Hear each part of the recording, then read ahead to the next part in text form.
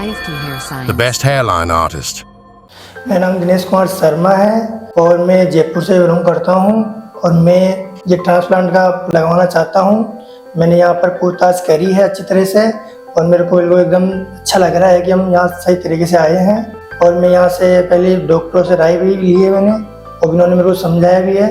Certified हूँ कि अपने बाल यहाँ बढ़िया लगेंगे। हेयर ट्रांसप्लांट कराने का विचार फुल है मेरा, ये करवा के रहेंगे।